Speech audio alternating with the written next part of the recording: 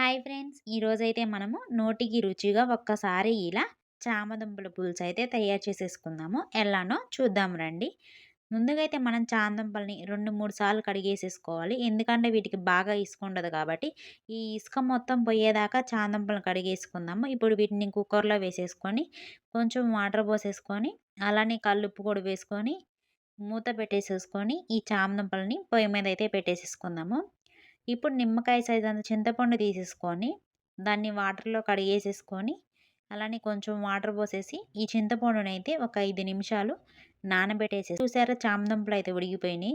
ఇప్పుడు నేను చూపిస్తున్నాను కదా! ఈ చామదుంపల పైన ఉన్న తొక్కునైతే ఈ విధంగా అయితే తీసేసుకుందాము. చామదుంపలు ఉడికితేనే దానిపైన తోలొస్తదండి. లేకపోతే రాదు.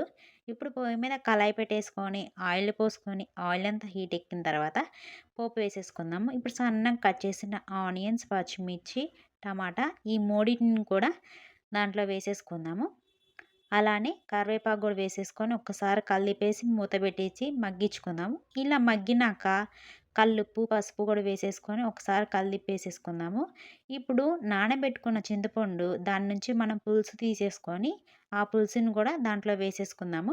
మనం ఎంత క్వాంటిటీ కావాలో అంత క్వాలిటీ ఒక పులుసు అనేది దాంట్లో వేసేసుకుందాము.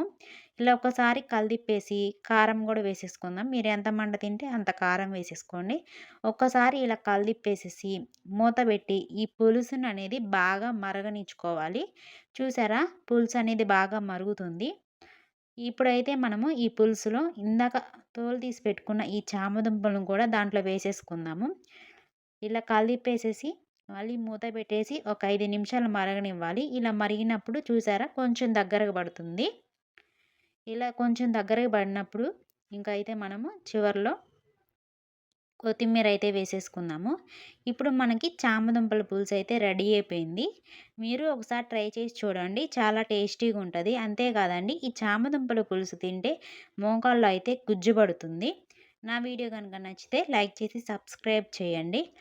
Bye friends.